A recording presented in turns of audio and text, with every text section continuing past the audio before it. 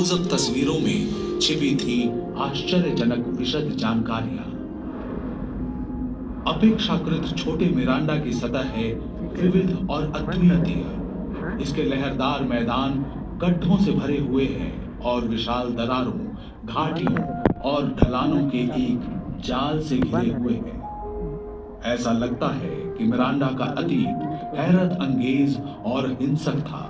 ये एक जोरदार टक्कर से चकनाचूर हो गया।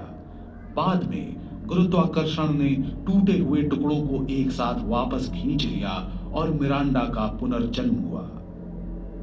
वॉयेजर 2 ने यूरेनस परिवार के पास केवल कुछ दिन बिताए, फिर इसने गति पकड़ी और यूरेनस के गुरुत्वाकर्षण ने इसे इसकी अंतिम यात्रा की ओर उछाल दिया, नेपच्यून की ओर, एक और विशालकाय बर्फीला ग्रह।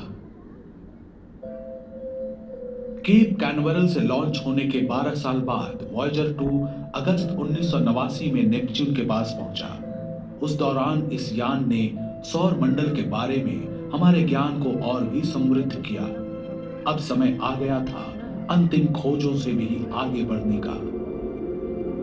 नेपच्यून का परिवर्तनशील वातावरण और आश्चर्यजनक मौसम परिवर्तन पहली खोज थी जिसने वॉयेजर टीम का ध्यान आकर्षित किया।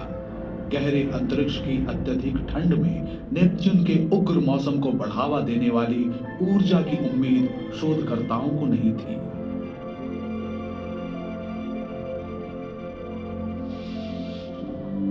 नेपच्यून के दक्षिणी गोलार्ध में वॉयेजर 2 ने एक स्थायी प्रतिचक्रवाती तूफान की खोज की, जिसे अब ग्रेट डार्क स्पॉट के रूप में जाना जाता है। वॉयेजर ने पाया कि नेपच्यून की हवाएं सौर मंडल में सबसे तेज थी। उनकी गति 2100 किलोमीटर प्रति घंटे तक पहुंच जाती थी। वॉयेजर 2 ने ग्रह के चारों ओर छल्लों की एक कमजोर और खंडित प्रणाली का भी पता लगाया। छल्ले किस चीज के बने होते हैं और उनका रंग लाल क्यों होता है, ये एक रहस्य है जिसका पता लगाने के लिए वॉयेजर रुक नहीं सका। लेकिन जब वॉयेजर 2 ने ट्राइटन के पास से उड़ान भरी तो और भी जानकारियां प्राप्त हुई।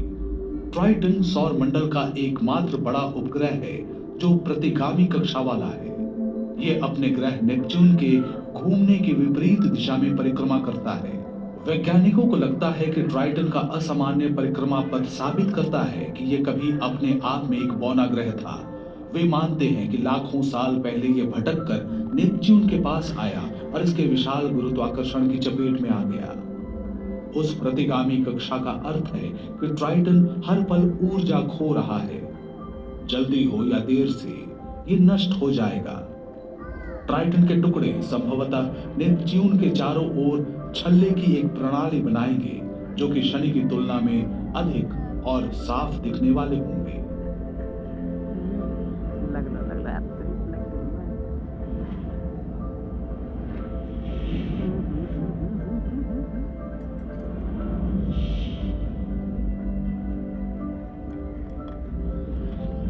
वॉयेजर ने यह भी पाया कि ट्राइटन सौर मंडल की सबसे ठंडी वस्तुओं में से एक है।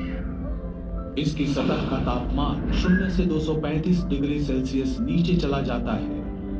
ट्राइटन के दक्षिणी ध्रुव के पास कुंड से निकले झरनों की एक श्रृंखला देख वैज्ञानिक हैरान रह गए, जो सतह की बर्फ की दरारों में से नाइट्रोजन और धूल उगलती है। इसे क्रायोवोल्केनिक गतिविधि कहा गया।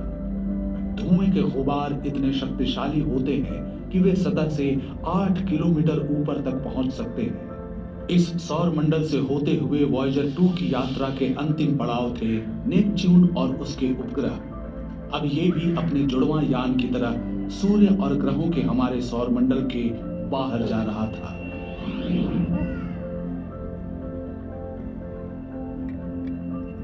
वॉयेजर 1 सौरमंडल की सीमा तक पहुंचने वाली और उससे आगे जाने वाली पहली मानव निर्मित वस्तु बन गई। अगस्त 2012 में घटी थी यह घटना।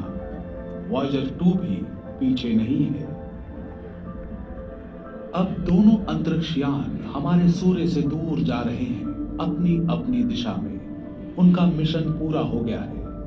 वॉयेजर के ऑनबोर्ड उपकरण धीरे धीरे बंद हो रहे हैं। बिल्कुल अंतिम समय में 2025 और 2030 के बीच उनकी यात्रा शुरू होने के आधी सदी के बाद नासा हमेशा के लिए वॉयेजर से संपर्क खो देगा। लेकिन इसके आगे क्या हो सकता है? भले ही वॉयेजर डेटा को पृथ्वी पर वापस नहीं भेज सकते हैं, लेकिन दो यात्री अपने सफर को जारी रखेंगे, हमारे सूर्य से दूर और दूर चलते चले जाएंगे। लाखों अरबों साल बीत जाएंगे, मानव जाति का सफर बहुत दूर जा पहुंचेगा, यहां तक कि हमारा अपना सूर्य भी अंततः एक विशाल लाल पिंड बन जाएगा। फिर भी कहीं दूर हमारे सौरमंडल की सबसे दूर की सीमाओं से परे दो मानव निर्मित अंतरिक्ष यान अपने साथ एक छोटा सा संदेशा ले जा रहे होंगे कि हम कौन हैं और हम कौन थे। किसी दिन वॉयेजर एकमात्र सबूत हो सकते हैं हमारी मानव सभ्यता के अस्तित्व का। वॉयेजर 1 और वॉयेजर 2 दोनों में ही मौजूद है एक प्रकार का टाइम कैप्सूल, जिसमें एक सोने की परत वाली तांबे की डिस्क और स्टाइलस है, जिसकी मदद से डिस्क के खांचों में एनकोडेड ध्वनियों को सुना जा सकता है। कवर पर लिखे निर्देश बताते हैं कि रिकॉर्ड प्लेयर कैसे बनाया जाता है। जो ऐसा कर पाएगा वो 55 भाषाओं में हमारा अभिवादन सुनेगा और मोत्सार्ट, चक बेरी, बाख, लुई आर्मस्ट्रॉन्ग, एक जॉर्जियाई समूह गान, न्यू गिनी के अनुष्ठान गीत, प्रकृति की आवाज और पक्षियों का चहचहाना सुन पाएगा। डिस्क में अंतरिक्ष से ली गई पृथ्वी की तस्वीरें, संसार के परिदृश्य और उनमें रहने वाले लोगों की तस्वीरें भी मौजूद है। वैज्ञानिक गणना करते हैं कि वॉयेजर 2 को धरती से एक प्रकाश वर्ष की दूरी तय करने में लगभग 18,000 वर्ष लगेंगे।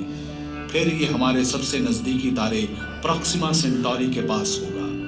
हाल ही में खोजे गए इस तारे का एक ऐसा ग्रह है जहां शायद जीवन की संभावना मौजूद है। हो सकता है उस समय तक मानव जाति को तारों तक जाने का एक तेज रास्ता मिल जाए, जिसके बारे में वॉयेजर्स के बनाने वालों को पता नहीं था। और संभवतः कभी न कभी वे वॉयेजर्स उन बुद्धिमान प्राणियों की खबर देकर अपनी यात्रा पूरी करेंगे, उन प्राणियों की खबर जो हमारी ही तरह चाहते हैं सितारों तक पहुंचना।